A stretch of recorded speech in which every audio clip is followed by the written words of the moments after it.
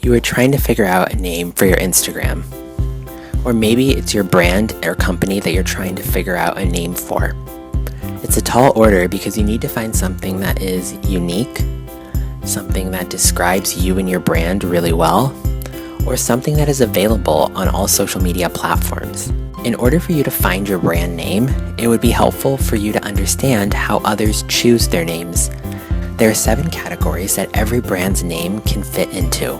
This video can help you brainstorm ideas for your Instagram or your brand based off of the categories. So let's get into it. The first category is simply your name. Many influencers tend to use their name on social media, such as Instagram, because that is their brand. This works especially well for lifestyle influencers who share posts about their days and just walk you through their life. What describes them better than using their name? This may be a harder one to use if you're establishing a brand or creating a company from scratch. If you already have a large following, then people can connect your business with your name pretty easily. You would also need to ensure that your name is unique and cannot be mistaken with others.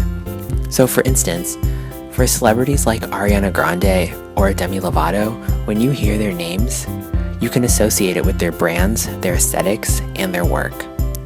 With some companies, they use their names as their brand names as well. For instance, Abercrombie Fitch is named after the founders David Abercrombie and Ezra Fitch. Another example is Charles Schwab Corporation, who is named after Charles R. Schwab.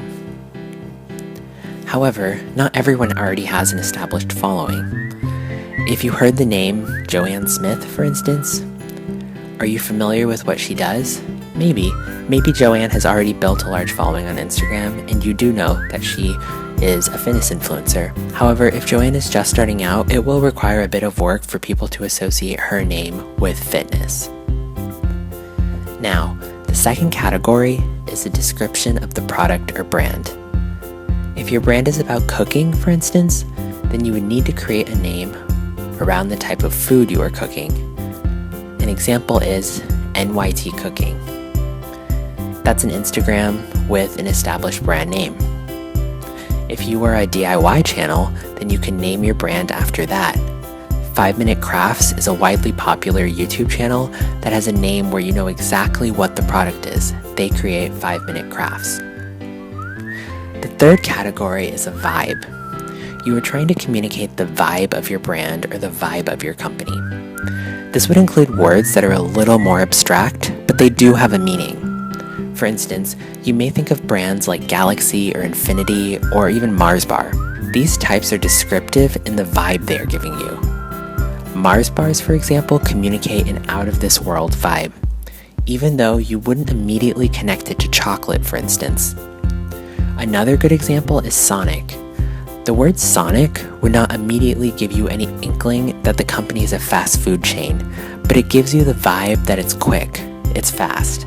Therefore, once you find out it is a fast food chain, you immediately associate it with quick service. This works great if you know what type of tone you want your Instagram or your company to establish and communicate. Then you can find something that communicates that tone and work and use it. The fourth category is redefining an existing word. This is when you choose a word that already has a meaning and you redefine it through your company or your Instagram or your social media brand. And now you have created a new meaning for this word. This can be best described by the company Apple. We obviously knew the apple was a fruit before the company was in state. The company Apple redefined the word. Now, when we hear the word, we still associate it with the fruit, but we also associate it with the company. We think of the sleek technology and the innovative company that Apple is. Again, it doesn't take away the original meaning of the word, but the company has added a new meaning to it. They have exemplified their brand status by redefining the word. The one drawback to doing this is that the word is not typically unique. So if you're looking for social media handles or available domains for the word, it can be a little tricky. Now, the fifth category is a made-up word or a pretend word. This is a word or an arrangement of letters that is not considered a word yet. It's not in the dictionary, and if someone were to hear this word now, they would not understand what you're saying. Sometimes this word is already a word, but it's so rarely used that people won't consider it a word. The major one that comes to mind is Google, but Yahoo is another big one as well. In this category, these words don't have a widely known meaning before they were defined by the company. When using these words, they're very unique. That means that there's a good chance that nobody else has taken these domains or usernames online. It also allows you to create your own tone, as the word has not been invented yet or it's not widely known, and so you can define it however you want, and you can add whatever tone you want to the word. Okay, the sixth category is a blended word or a compound word. This is when you put two completely random words together. A great example is Facebook, but there are other companies that do it well as well.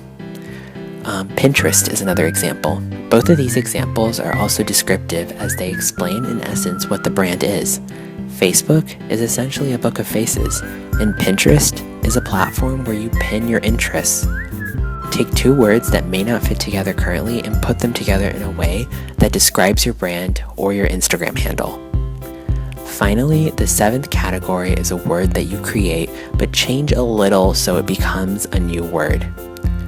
Some examples include Spotify or Bitly.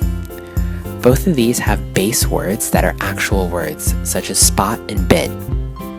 They just added an ending onto it that gave it a new meaning, and one that they could redefine for their brand. These base words also make sense for the brand as well. Bitly, for example, is a service that shortens links into bits. Therefore, this makes a lot of sense. Bitly was not a word before, but the company can use the meaning of bit to create a word that can be associated with their brand. With these, just think of a base word that relates to your Instagram brand or your company, and then add an ending to it, such as ing or ed or ly, and see how that sounds. Okay, there you have it. Those were 7 categories that encompassed most of the brand names that you'll see in this world. Hope this was helpful for you in how you plan to create a username or a company name that communicates the values and messages of your brand. Let us know what brand names you end up creating and what category you used in the comments below. We would love to check them out. If you liked this video, please let us know by giving it a thumbs up and subscribing to our channel for more related videos. We look forward to seeing you on Monday. Have a great weekend.